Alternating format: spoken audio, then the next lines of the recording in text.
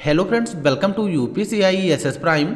यह triple C exam का lecture number 18 है और आज की इस वीडियो में हम ट्रिपल सी के chapter number 6 introduction to internet and W से रिलेटेड इस वीडियो में 30 प्लस एमसीक्यू डिस्कस करने वाले हैं, क्योंकि यह चैप्टर नंबर 6 का पार्ट 2 है और इसमें हम 30 प्लस एमसीक्यू डिस्कस करेंगे। और इसके पिछले वीडियो में हमने चैप्टर नंबर 6 के पार्ट 1 में 30 प्लस एमसीक्यू डिस्कस कर लिए हैं, क्योंकि यहाँ पर हम chapter number 6 internet and W से रिलेटेड टोटल 100 एमसीक्यू डिस्कस करने वाले हैं, क्योंकि हम हर चैप्टर से 100 एमसीक्यू डिस्कस कर रहे हैं और इस सीरीज में टोटल यहाँ पर हम 1000 एमसीक्यू कंप्लीट करेंगे। तो चलिए हम अपने वीडियो को शुरू करते हैं। अगर आप लोग हमारे इस वीडियो पर पहली बार आए हो और ट्रिपल सी एग्जाम की तैयारी कर रहे हो, तो ट्रिपल सी एग्जाम की तैयारी करने से पहले सबसे पहले आपको ट्रिपल सी का डिटेल सिलेबस कंप्लीट करना है। जो थ्योरिकल पार्ट होते हैं जिनको हमने ऑलरेडी अपलोड कर दिया है, आप लोग सबसे पहले ट्रिपल सी एग्जाम का डिटेल सिलेबस कंप्लीट कीजिए, फिर उसके बाद ट्रिपल सी के चैप्टर वाइज एमसीक्यू कंप्लीट कीजिए। इस तरीके से अगर आप लोग ट्रिपल सी एग्जाम की तैयारी करेंगे तो आपका ट्रिपल सी एग्जाम एक ही बार में अच्छे ग्रेड से क्लियर हो जाएगा। तो चलिए यहाँ पर हम अपने वीडियो को शुरू करते हैं और यहाँ पर जो हमारे पीडीएफ नोट्स हैं वो आपको upciessprime.com वेबसाइट पर मिल जाएंगे। अगर आप लोग अभी तक ट्रिपल सी के पीडीएफ नोट्स डाउनलोड नहीं किए हैं तो upciessprime.com पर जाकर ट्रिपल सी के पीडीएफ नोट्स आसानी से डाउनलोड कर सकते हो, बिल्कुल फ्री में, उसका कोई भी चार्ज नहीं है। तो चलिए यहाँ पर हम अपने वीडियो को शुरू करते हैं और ओपन कर लेते हैं चैप्टर नंबर 6 से रिलेटेड जो भी हमारे पीडीएफ नोट्स हैं। यहाँ पर हमने चैप्टर नंबर 6 से रिलेटेड जो हमारे पीडीएफ नोट्स थे हमने ओपन कर लिया है और पिछले वीडियो का हमारा लास्ट क्वेश्चन था क्वेश्चन नंबर 31, जिसमें पूछा गया कि 1969 में अर्पानेट किस देश द्वारा विकसित किया गया था। यानी कि जो अर्पानेट है इसको 1969 में बनाया गया था, तो किस देश में बनाया गया। तो सबसे पहले यहाँ पर हम अर्पानेट के बारे में समझते हैं कि जो अर्पानेट है होता क्या है। तो अर्पानेट का full form triple C exam में पूछा जाता है। अर्पानेट का फुल फॉर्म है हमारा advance research project agency network, यानी कि अर्पानेट का full form advance research project agency network है और ये सबसे पहले जब विकसित हुआ था 1969 में यूनाइटेड स्टेट यानी कि अमेरिका में रक्षा विभाग ने इसको बनाया था। तो यहाँ पर आप लोग इतना समझ गए होंगे। अब ये अर्पानेट है क्या। तो अर्पानेट जो होता है यह विश्व का प्रथम कंप्यूटर नेटवर्क है। ट्रिपल सी एग्जाम में इस तरीके से भी क्वेश्चन पूछा जाएगा कि विश्व का प्रथम कंप्यूटर नेटवर्क कौन है। तो विश्व का प्रथम कंप्यूटर नेटवर्क हमारा अर्पानेट है और इसका आविष्कार 1969 में हुआ था। एक क्वेश्चन और बनेगा यहाँ पर कि जो 1969 में है इंटरनेट आया तो किस नाम से आया था, यह इंटरनेट कब आया था। तो इंटरनेट सबसे पहले जो आया 1969 में अर्पानेट के माध्यम से इंटरनेट को शुरू किया गया था। तो इससे रिलेटेड कई क्वेश्चन बन जाएंगे। अर्पानेट का फुल फॉर्म पूछा जाएगा, विश्व का प्रथम कंप्यूटर नेटवर्क कौन है, सबसे पहले इंटरनेट का नाम क्या था और इंटरनेट का आविष्कार कब हुआ। तो इस तरीके से हैं। तो ये सारे हमारे अर्पानेट ही हैं। अर्पानेट विश्व का प्रथम कंप्यूटर नेटवर्क है और इसका आविष्कार 1969 में यूनाइटेड स्टेट में हुआ और अर्पानेट जो है ये हमारा सबसे पहला इंटरनेट है। तो यहाँ पर आप लोग समझ गए होंगे कि इस क्वेश्चन का जो करेक्ट आंसर यहाँ पर है यूनाइटेड स्टेट होगा, ऑप्शन नंबर सी। फिर इसके बाद हमारा नेक्स्ट क्वेश्चन है और आज की इस वीडियो का हमारा पहला क्वेश्चन है क्वेश्चन नंबर 32, जिसमें पूछा गया है कि इंटरनेट पर सर्वर को और किस नाम से जाना जाता है। यानी कि इंटरनेट पर जो हमारा सर्वर होता है इसको हम किस नाम से जानते हैं। तो ऑप्शन नंबर ए होस्ट के नाम से जानेंगे, या ऑप्शन नंबर बी हब के नाम से जानेंगे, या ऑप्शन नंबर सी गेटवे के नाम से जानेंगे, या ऑप्शन नंबर डी रिपीटर के नाम से जानेंगे। तो इंटरनेट पर जो सर्वर होता है सर्वर को हम होस्ट के नाम से जानते हैं। जो होस्ट है, होस्ट हमारा सर्वर ही होता है। अगर सर्वर पूछा जाए या फिर होस्ट पूछा जाए तो एक ही बात होती है, क्योंकि सर्वर को हम होस्ट के नाम से ही जानते हैं। तो इसका करेक्ट आंसर ऑप्शन नंबर ए हो जाएगा। और यहाँ पर जो हब है, रिपीटर है, गेटवे है, ये हमारी नेटवर्किंग डिवाइस होती हैं। फिर इसके बाद नेक्स्ट क्वेश्चन है क्वेश्चन नंबर 33, जिसमें पूछा गया है कि जो वेबसाइट होती हैं, वेबसाइट समूह होता है, यानी कि वेबसाइट किन चीज़ों का समूह है। तो इसका करेक्ट आंसर क्या हो जाएगा। तो यहाँ पर जो वेबसाइट का हमारा समूह होता है, जैसे कि ऑप्शन नंबर ए HTML डॉक्यूमेंट, ये भी हमारे वेबसाइट में होते हैं। और URL जो होते हैं यूनिफॉर्म रिसोर्स लोकेटर, ये इसका फुल फॉर्म होता है, ये भी हमारे वेबसाइट में होते हैं। और जो ग्राफिक्स फाइल्स होती हैं ये भी हमारा वेबसाइट में होता है। यहाँ पर इसका करेक्ट आंसर जो होगा ऑप्शन नंबर डी हो जाएगा। Option number D is correct answer. जैसे कि जब हम कोई वेबसाइट बनाते हैं तो वेबसाइट जब सबसे पहले हम बनाएंगे तो वह हमारी HTML डॉक्यूमेंट उसमें ऐड होगा, यानी कि उसमें HTML की कोडिंग करके वेबसाइट का स्ट्रक्चर रेडी किया जाएगा। फिर उस वेबसाइट में ग्राफिक्स फाइल्स भी ऐड की जाती हैं, जैसे इमेज हो गया, वीडियो वगैरह हो गया, सारे ग्राफिक्स फाइल्स हमारी वेबसाइट में ऐड होंगी। और जो वेबसाइट होगी जब हम उसको पब्लिक करेंगे तो उस वेबसाइट का URL भी होता है, क्योंकि बिना URL के हमारी वेबसाइट जो होती है अधूरी होती है, वो ओपन ही नहीं होगी। फिर वहाँ पर URL भी होगा, HTML डॉक्यूमेंट भी होंगे, ग्राफिक्स फाइल्स भी होंगी, यानी कि सारी चीज़ें जो है वेबसाइट का समूह है। इसलिए इसका correct answer option number D हो जाएगा, ऑल ऑफ द अबव। फिर इसके बाद नेक्स्ट क्वेश्चन है क्वेश्चन नंबर 34, जिसमें पूछा गया है कि डक डक गो क्या है, यानी कि जो डक डक गो है क्या होता है, इसको हम किस नाम से जानते हैं। तो ऑप्शन नंबर ए ये हमारा वेब पेज होता है, या फिर ऑप्शन नंबर बी इसको हम वेब ब्राउजर के नाम से जानते हैं, या फिर ऑप्शन नंबर सी ये हमारा सर्च इंजन है, या फिर option number D operating system का एक नाम है। तो इसका करेक्ट आंसर क्या हो जाएगा। तो जो डक डक गो है ये हमारा सर्च इंजन है। डक डक गो एक प्रकार का सर्च इंजन होता है और डक डक गो का आविष्कार 2008 में किया गया। डक डक गो का आविष्कार 2008 में किया गया था। गैब्रियल बेनबार्ग ने इसका आविष्कार किया। गैब्रियल बेनबार्ग एक साइंटिस्ट थे जिन्होंने 2008 में डक डक गो का आविष्कार किया और डक डक गो हमारा सर्च इंजन है। तो इसका correct answer option number C हो जाएगा। जैसे कि जिस तरीके से हम गूगल को यूज करते हैं, गूगल भी हमारा एक प्रकार का सर्च इंजन है, उसी तरीके से डक डक गो भी हमारा एक प्रकार का सर्च इंजन होता है। फिर इसके बाद नेक्स्ट क्वेश्चन है क्वेश्चन नंबर 35, जिसमें पूछा गया है कि HTML का पूर्ण रूप क्या है, यानी कि जो HTML है इसका पूरा नाम क्या होता है। तो option number A hyper transform machine language, या फिर option number B hyper transmission markup language, या फिर option number C hypertext markup language, या फिर option number D hypermedia markup language. तो यहाँ पर HTML का पूर्ण रूप क्या हो जाएगा। Option number C is correct answer. HTML का पूर्ण रूप होता है हाइपर टेक्स्ट मार्कअप लैंग्वेज, ये HTML का फुल फॉर्म है। कभी कभी ये भी पूछा जाता है कि जो HTML है, HTML का आविष्कार किसने किया था। तो HTML जो है इसका पहला संस्करण टिम बर्नर्स-ली ने 1993 में लिखा। जो HTML लैंग्वेज होती है इसका पहला संस्करण 1993 में टिम बर्नर्स-ली ने लिखा था। इस तरीके से भी क्वेश्चन पूछा जाएगा कि HTML का पहला संस्करण कब लिखा गया। तो HTML का पहला संस्करण जो था 1993 में लिखा गया। टिम बर्नर्स-ली ने HTML का पहला संस्करण लिखा था। तो यहाँ पर इस क्वेश्चन का correct answer option number C हो जाएगा। हाइपर टेक्स्ट मार्कअप लैंग्वेज ये HTML का फुल फॉर्म होता है। फिर इसके बाद नेक्स्ट क्वेश्चन है क्वेश्चन नंबर 36, जिसमें पूछा गया है कि नेटवर्क पर मौजूद प्रत्येक कंप्यूटर द्वारा पालन किए जाने वाले नियमों के समूह को क्या कहते हैं। यानी कि नेटवर्क पर जो हमारे कंप्यूटर होते हैं उनके जो भी नियम पालन किए जाते हैं उनको हम क्या कहेंगे। तो होते हैं हमारे प्रोटोकॉल। प्रोटोकॉल जो है ये नियमों का सेट होता है। जब हम इंटरनेट पर कोई ना कोई काम करते हैं तो वहाँ पर हमारे बहुत सारे प्रोटोकॉल होते हैं, जैसे कि TCP/IP प्रोटोकॉल होता है, TCP/IP प्रोटोकॉल, एक होता है हमारा FTP प्रोटोकॉल, एक होता है SMTP प्रोटोकॉल। यानी कि इस तरीके से हमारे बहुत सारे प्रोटोकॉल हैं और एक वीडियो हम ऐसा अपलोड करेंगे जिसमें हम प्रोटोकॉल के बारे में ही डिस्कस करेंगे, क्योंकि SSC एग्जाम में प्रोटोकॉल से रिलेटेड 1-2 क्वेश्चन वहां पर आ जाते हैं। तो यहाँ पर इस क्वेश्चन का correct answer option number B हो जाएगा, प्रोटोकॉल। प्रोटोकॉल नियमों का सेट होता है। इंटरनेट पर कोई भी काम करें वहां पर हमारा कोई ना कोई प्रोटोकॉल यूज किया जाता है। फिर इसके बाद नेक्स्ट क्वेश्चन है क्वेश्चन नंबर 37, जिसमें पूछा गया है कि W3C का पूर्ण रूप क्या है। यानी कि जो W3C है, जैसे कि WWWC, इसका फुल फॉर्म क्या होता है। तो यहाँ पर इसका करेक्ट आंसर हो जाएगा WWWC का फुल फॉर्म जो होता है हमारा ऑप्शन नंबर सी हो जाएगा, वर्ल्ड वाइड वेब कंजोर्डियम। यानी कि WWWC का फुल फॉर्म होता है वर्ल्ड वाइड वेब कंजोर्डियम। अगर केवल WW का पूछा जाए तो WW का फुल फॉर्म हो जाएगा वर्ल्ड वाइड वेब। अगर उसमें सी ऐड कर दिया गया है तो उसका फुल फॉर्म हो जाएगा कंजोर्डियम। कभी कभी SSC एग्जाम में एक और क्वेश्चन पूछा जाता है कि जो WWWC है इसमें सी का मतलब क्या है। तो सी का जो मतलब हो जाएगा उसको हम कंजोर्डियम के नाम से जानते हैं। तो इसका करेक्ट आंसर हो जाएगा ऑप्शन नंबर सी, WWWC का फुल फॉर्म होता है वर्ल्ड वाइड वेब कंजोर्डियम। फिर इसके बाद नेक्स्ट क्वेश्चन है क्वेश्चन नंबर 38, जिसमें पूछा गया है निम्न में से कम ट्रांसमिशन स्पीड है।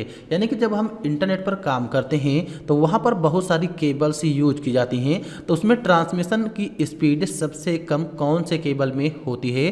ट्रांसमिशन की स्पीड का मतलब होता है कि जब हम डेटा को कहीं ना कहीं ट्रांसफ़र करते हैं तो वहाँ पर ट्रांसफ़र स्पीड होती है, तो सबसे कम कौन से केबल में हमारा डेटा ट्रांसफ़र होता है। तो करेक्ट आंसर इसका क्या हो जाएगा, option number A coaxial cable होगा, या option number B twisted pair cable होगा, या ऑप्शन नंबर सी वेवगाइड, या ऑप्शन नंबर डी माइक्रोवेव। तो इसका करेक्ट आंसर क्या हो जाएगा 38 का। यहाँ पर पूछा गया सबसे कम ट्रांसमिशन स्पीड किसकी है, तो सबसे कम जो हमारी ट्रांसमिशन स्पीड होगी ट्विस्टेड पेयर जो केबल्स होती हैं, ट्विस्टेड पेयर केबल की सबसे कम स्पीड होगी। अगर आप लोगों ने हमारा डिटेल सिलेबस कंप्लीट किया होगा तो ये सारी चीज़ें आप लोगों को पता होंगी, क्योंकि वहाँ पर हमने इन सभी चीज़ों के बारे में डिस्कस किया है। अगर आप लोग इस वीडियो को पहली बार देख रहे हो तो सबसे पहले आप लोग हमारा डिटेल सिलेबस कंप्लीट कीजिए, फिर उसके बाद चैप्टर वाइज MCQ कंप्लीट करिए। तो यहाँ पर इस क्वेश्चन का correct answer option number B हो जाएगा।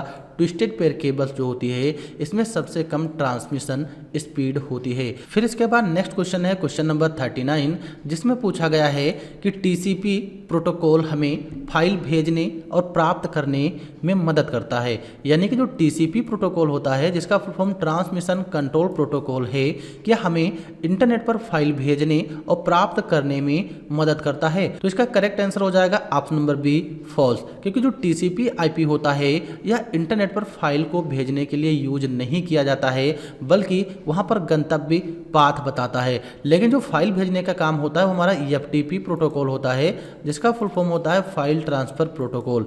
FTP प्रोटोकॉल है जिससे हम फाइल को भेजते हैं। तो इसका करेक्ट आंसर हो जाएगा यहाँ पर TCP प्रोटोकॉल फाइल भेजने के लिए यूज नहीं किया जाता है, गलत है, यानी ऑप्शन नंबर बी। फिर इसके बाद नेक्स्ट क्वेश्चन है क्वेश्चन नंबर 40, जिसमें पूछा गया है दो या दो से अधिक नेटवर्क को जोड़ने के लिए प्रयुक्त डिवाइस है। यानी कि जब हम इंटरनेट पर दो से दो अधिक नेटवर्क को आपस में जोड़ते हैं तो वहां पर कौन सी डिवाइस हमारी काम आती है। तो इसका करेक्ट आंसर ऑप्शन नंबर ए हब है, या फिर ऑप्शन नंबर बी ब्रिज है, या फिर ऑप्शन नंबर सी गेटवे है, या ऑप्शन नंबर डी रिपीटर है।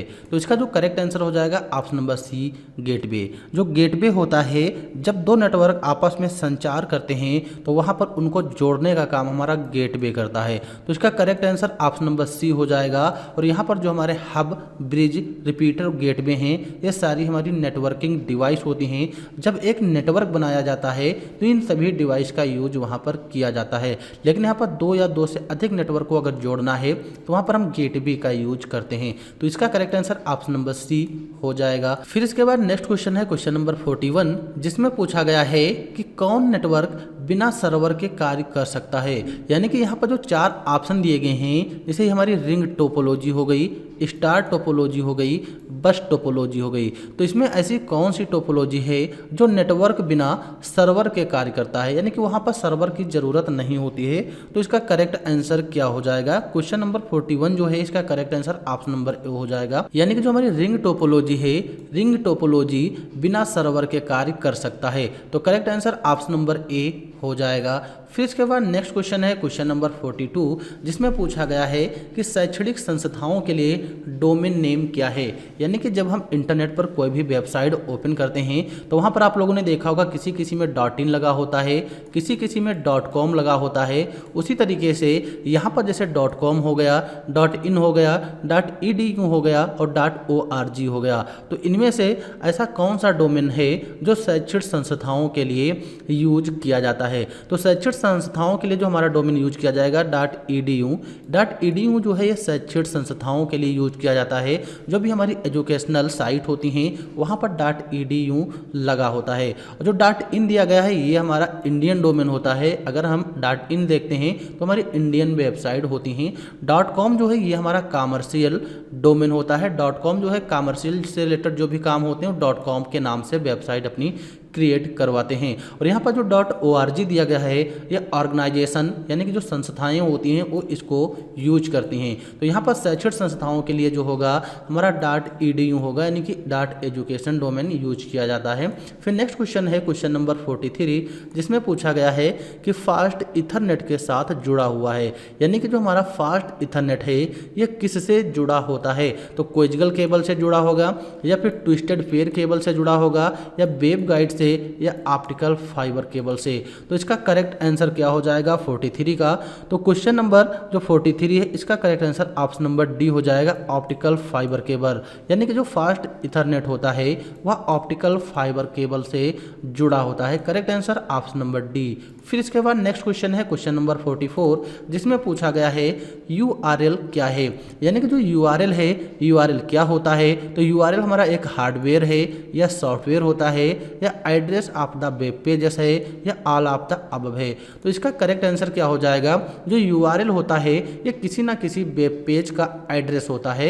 जैसे कि जब हम किसी वेबसाइट को ओपन करते हैं तो उस वेबसाइट पर जब हम पहुंचेंगे तो URL के माध्यम से ही पहुंचते हैं। अगर आप लोग हमारी वेबसाइट को ओपन करते होंगे, यानी कि UPSC IAS प्राइम जब वेबसाइट ओपन करते होंगे तो आप वहां पर इस वेबसाइट पर ही डायरेक्ट पहुंचते होंगे। यानी यहाँ पर जो URL दिया गया है ये हमारी वेबसाइट का URL है। तो यही क्या है, वेब पेज का एड्रेस होता है। जैसे कि आप लोग अगर हमारी वेबसाइट पर जाना चाहते हैं और वहाँ पर ADCA टेली या फिर CCC के नोट्स डाउनलोड करना चाहते हैं तो वहाँ पर आप लोग UPSCIASSprime.com सर्च कर सकते हो और डायरेक्ट हमारी वेबसाइट पर रिडायरेक्ट हो जाओगे और वहाँ पर आप लोग ADCA CCC टेली जो भी नोट्स डाउनलोड करने हैं डाउनलोड कर सकते हो। तो यहाँ पर हमारा जो URL होता है वह वेब पेज का एड्रेस होता है। तो इसका correct answer option number C हो जाएगा। फिर इसके बाद नेक्स्ट क्वेश्चन है क्वेश्चन नंबर 45, जिसमें पूछा गया है कि पैकेट के IP एड्रेस का पता चलता है। यानी कि जो हमारा डेटा होता है जब हम उसको इंटरनेट पर भेजते हैं तो हमारा डेटा पैकेट के रूप में जाता है। जैसे कि पैकेट अलग अलग पैकेट के रूप में हमारा डेटा डिवाइड हो जाएगा। वही चीज़ यहाँ पर पूछा गया है कि पैकेट के IP एड्रेस का पता चलता है स्विच से, ऑप्शन नंबर ए स्विच से, या ऑप्शन नंबर बी हब से, या ऑप्शन नंबर सी राउटर से, या ऑप्शन नंबर डी मॉडेम से। तो इसका करेक्ट आंसर क्या हो जाएगा 45 का। तो 45 का जो करेक्ट आंसर होगा ऑप्शन नंबर सी हो जाएगा, राउटर। जो राउटर होता है, राउटर से हमें IP एड्रेस का पता चलता है कि कौन सा पैकेट कहाँ पर पहुँचा है। तो correct answer option number C हो जाएगा। फिर इसके बाद नेक्स्ट क्वेश्चन है क्वेश्चन नंबर 46, जिसमें पूछा गया है कि IPv4 एड्रेस की लेंथ कितनी होती है। यानी कि जब हम इंटरनेट पर कोई भी काम करते हैं तो वहाँ पर हमारे प्रोटोकॉल यूज होते हैं। जैसे कि एक होता हमारा IP इंटरनेट प्रोटोकॉल। वही चीज़ यहाँ पर पूछा गया है कि जो IPv4 वर्जन है इसमें एड्रेस की लेंथ कितनी होती है। तो 32 बिट्स होती है, या हमारी 64 बिट्स होती है, या फिर 48 बिट्स होती है, या फिर 128 बिट्स होती है। तो यहाँ पर IPv4 पूछा गया है और एक हमारा होता है IPv6, एक हमारा होगा IPv6 और एक होता है हमारा IPv4। तो IPv4 में अगर एड्रेस की लेंथ पूछी जाए तो वहाँ पर 32 बिट होता है। यानी कि IPv4 में 32 बिट हमारा एड्रेस की लेंथ होती है। अगर IPv6 में पूछा जाए तो उसमें 128 बिट्स हमारी लेंथ होती है। तो ये आप लोगों को याद रखना है क्योंकि CCC एग्जाम में इससे रिलेटेड 1-2 क्वेश्चन बन जाते हैं। तो यहाँ पर इसका करेक्ट आंसर हो जाएगा ऑप्शन नंबर ए, 32 बिट जो होता है ये IPv4 एड्रेस की लेंथ होती है और IPv6 में जो एड्रेस लेंथ होगी वो हमारी 128 बिट्स की होती है। तो यहाँ पर इसका करेक्ट आंसर ऑप्शन नंबर ए हो जाएगा। फिर इसके बाद नेक्स्ट क्वेश्चन है क्वेश्चन नंबर 47 में वही पूछा गया जो अभी हमने एक्सप्लेन किया है कि IPv6 में एड्रेस की लेंथ कितनी होती है। तो correct answer option number D हो जाएगा, 128 बिट्स हमारा IPv6 में एड्रेस की लेंथ होती है। फिर इसके बाद नेक्स्ट क्वेश्चन है क्वेश्चन नंबर 48, जिसमें पूछा गया है कि IP डेटाग्राम की कुल लंबाई 65,535 बाइट्स होती है।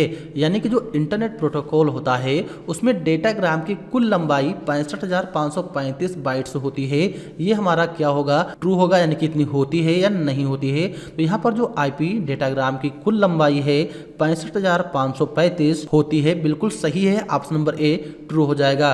इस तरीके से क्वेश्चन आ जाएगा कि IP डेटाग्राम की लंबाई कितनी होती है। तो 65,535 ये आप लोगों को टिक लगा देना है। अगर ट्रू फॉल्स में दिया गया हो तो हमारा ट्रू है, बिल्कुल करेक्ट आंसर ऑप्शन नंबर ए। फिर इसके बाद नेक्स्ट क्वेश्चन है क्वेश्चन नंबर 49, जिसमें पूछा गया है कि नेटवर्क टोपोलॉजी में नोड्स क्या होते हैं। यानी कि जो नोड्स हैं, जब हम नेटवर्क कोई बनाते हैं तो वहाँ पर जो नोड्स बनते हैं वो हमारे क्या होते हैं। तो नोड्स हमारे हमारे कंप्यूटर होते हैं। जैसे कि मान लीजिए हम यहाँ पर रिंग टोपोलॉजी अगर बनाएंगे तो इस तरीके से अगर हम बनाते हैं तो यहाँ पर एक नोड्स होगा, यहाँ पर एक नोड्स होगा और यहाँ पर एक नोड्स होगा। तो ये जो नोड्स होते हैं यही हमारे कंप्यूटर होते हैं। तो इसका correct answer option number B हो जाएगा, कंप्यूटर। नेटवर्क टोपोलॉजी में नोड्स होते हैं। और यहाँ पर जो स्विच हो जाएगा, राउटर हो जाएगा, मॉडेम हो जाएगा, तो ये हमारे नेटवर्किंग डिवाइस होते हैं जो यूज किए जाते हैं। फिर इसके बाद नेक्स्ट क्वेश्चन है क्वेश्चन नंबर 50, जिसमें पूछा गया है कि इंटरनेट में पहला सर्च इंजन कौन सा था, यानी कि इंटरनेट पर सबसे पहला सर्च इंजन कौन सा बनाया गया। तो ऑप्शन नंबर ए बिंग, या ऑप्शन नंबर बी गूगल, या ऑप्शन नंबर सी आर्ची, या option number D AltaVista. तो इसका करेक्ट आंसर क्या होगा, इसका correct answer option number C हो जाएगा, यानी कि जो आर्ची है सबसे पहला हमारा सर्च इंजन है और इसका आविष्कार 1990 में एलन एमटेज ने किया। यानी कि 1990 में आर्ची सर्च इंजन का आविष्कार किया था। तो इसका आविष्कार जो सर्च इंजन है 1990 में हुआ। और ये भी पूछ लिया जाएगा कि इसका आविष्कार किसने किया था। तो सर्च इंजन जो हमारा आर्ची है इसका आविष्कार एलन एमटेज ने किया था। यहाँ पर जो बिंग दिया गया है, बिंग हमारा चीन का सबसे पॉपुलर सर्च इंजन है। ये भी क्वेश्चन पूछा जाता है कि चीन का सबसे पॉपुलर सर्च इंजन कौन सा है, तो हमारा बिंग हो जाएगा। और जो गूगल है, गूगल भी हमारा एक प्रकार का सर्च इंजन है। और अल्टा विस्टा जो है ये भी हमारा एक सर्च इंजन होता है। तो इंटरनेट पर पहला सर्च इंजन हमारा ऑप्शन नंबर सी आर्ची हो जाएगा। फिर इसके बाद नेक्स्ट क्वेश्चन है क्वेश्चन नंबर 51, जिसमें पूछा गया है कि इंटरनेट का बीजारोपण करने वाला पहला नेटवर्क कौन था। यानी कि जो इंटरनेट है जब बनाया गया था तो सबसे पहले यहाँ पर इंटरनेट को बनाने के लिए कौन सा नेटवर्क यूज किया गया। ऑप्शन नंबर ए NSF नेट, या ऑप्शन नंबर बी IBM, या ऑप्शन नंबर सी ARPANET, या ऑप्शन नंबर डी वेब। तो इसका करेक्ट आंसर क्या हो जाएगा, तो इंटरनेट पर सबसे पहला जो हमारा नेटवर्क था ARPANET था। ARPANET जो है ये करेक्ट आंसर हो जाएगा। ये अमेरिका में 1969 में बनाया गया और इसका फुल फॉर्म होता है advance research project agency network. ये ARPANET का फुल फॉर्म है। और बीजारोपण करने वाला जो पहला नेटवर्क था इंटरनेट का ARPANET था। फिर इसके बाद नेक्स्ट क्वेश्चन है क्वेश्चन नंबर हमारा है 52, जिसमें पूछा गया है कि वेबसाइट का प्रथम पेज माना जाता है। यानी कि गूगल पर जब हम किसी भी वेबसाइट को ओपन करते हैं तो वहां पर जो हमारे सामने पहला पेज ओपन होकर आता है उसको हम किस नाम से जानते हैं। Option number A main page के नाम से, या option number B web page के नाम से, या option number B home page के नाम से, या option number C A and B, या नन ऑफ दीज। तो इसका करेक्ट आंसर क्या हो जाएगा, तो जब हम वेबसाइट को ओपन करेंगे तो सबसे पहला जो हमारे सामने पेज आता है वो हमारा होम पेज होता है। Correct answer option number B home page. फिर इसके बाद नेक्स्ट क्वेश्चन है क्वेश्चन नंबर 53, जिसमें पूछा गया है कि IRC स्टैंड्स फॉर, यानी कि IRC का फुल फॉर्म क्या होता है। ये SSC एग्जाम में पूछा जाता है। तो यहाँ पर जो IRC है इसका करेक्ट आंसर हो जाएगा option number D internet relay chat. ये IRC का फुल फॉर्म होता है। तो option number D correct answer internet relay chat. फिर इसके बाद नेक्स्ट क्वेश्चन है क्वेश्चन नंबर 54, जिसमें पूछा गया है कि एक कंपनी को प्रत्येक कर्मचारी को अपने कंप्यूटर को दिन के अंत में बंद करने की आवश्यकता होती है। यह नेटवर्क किस चीज को प्रभावित करता है। तो ऑप्शन नंबर इसका जो हो जाएगा ऑप्शन नंबर बी सिक्योर, यानी कि जब हम अपने कंप्यूटर को दिन के अंत में बंद कर देते हैं तो उससे वो सिक्योर रहता है, यानी कि सुरक्षित रहता है। ये इस चीज को प्रभावित करेगा। अगर मान लीजिए हम कंप्यूटर को ना बंद करें तो वहां पर जो हैकर्स वगैरह होते हैं पूरा का पूरा दिन रात यानी 24 घंटे अगर हमारा कंप्यूटर ऑन रहेगा तो वहां पर हमारे कंप्यूटर में जो हैकर्स होते हैं डेटा को चोरी कर सकते हैं। तो इसका correct answer option number be secure हो जाएगा, यानी कि जब हम कंपनी में काम करते हैं तो वहां पर अपने कंप्यूटर को दिन के अंत में जब बंद करते हैं तो इससे हमारा नेटवर्क सिक्योर रहता है। फिर इसके बाद नेक्स्ट क्वेश्चन है क्वेश्चन नंबर 55, जिसमें पूछा गया है निम्नलिखित में से कौन सा इंटरनेट कनेक्शन विधि है जो आपको एक ही समय में फोन पर कॉल करने यानी कि फ़ोन पर सर्फ और उसमें इंटरनेट चलाने की अनुमति नहीं देता है। तो इसमें से इथरनेट हो जाएगा, यानी कि जब हम इथरनेट के माध्यम से इंटरनेट चलाते हैं तो वहाँ पर कि हम कॉल और इंटरनेट चला सकते हैं। या डायल अप मॉडेम हो जाएगा, यानी कि डायल अप मॉडेम के माध्यम से जब इंटरनेट कनेक्ट होता था तो वहाँ पर कि हम कॉल और इंटरनेट दोनों चालू कर सकते थे। या फिर DSL मेथड हो जाएगा, या फिर केबल इंफ्रास्ट्रक्चर हो जाएगा। तो यहाँ पर इसका करेक्ट आंसर क्या हो जाएगा, करेक्ट आंसर होगा option number B dial up modem, यानी कि जब डायल अप मॉडेम के माध्यम से इंटरनेट हम कनेक्ट करते थे तो वहाँ पर हम केवल एक ही काम कर सकते थे, इंटरनेट को ही चला सकते थे या फिर कॉल को कर सकते थे। अगर हम कॉल करते थे तो इंटरनेट बंद हो जाता था, अगर हम इंटरनेट चालू करते थे तो वहाँ पर हम कॉल नहीं कर पाएंगे। लेकिन आजकल के टाइम में क्या है, आजकल के टाइम में हम कॉल और इंटरनेट दोनों चीज़ें एक साथ चालू कर सकते हैं। तो यहाँ पर इसका correct answer option number B हो जाएगा, डायल अप मॉडेम। फिर इसके बाद नेक्स्ट क्वेश्चन है क्वेश्चन नंबर 56, जिसमें पूछा गया है कि वह उपकरण जिनका उपयोग दूर संचार लाइनों पर डेटा संचारित करने के लिए किया जाता है, यानी कि इसमें से ऐसे कौन से उपकरण हैं जो डेटा को दूर संचार लाइनों पर संचारित करने के लिए किया जाए, ट्रांसफ़र करने के लिए किया जाता है।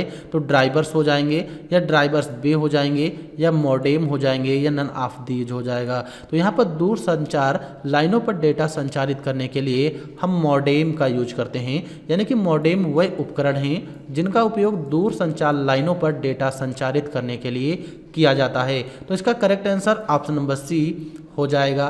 फिर इसके बाद नेक्स्ट क्वेश्चन है क्वेश्चन नंबर 57, जिसमें पूछा गया है कि टिम बर्नर्स-ली डब्ल्यू के संस्थापक हैं, यानी कि जो डब्ल्यू है इसके संस्थापक टिम बर्नर्स-ली हैं। तो बिल्कुल करेक्ट आंसर ऑप्शन नंबर ए हो जाएगा, टिम बर्नर्स-ली ने डब्ल्यू का आविष्कार किया था। तो ऑप्शन नंबर ए करेक्ट हो जाएगा।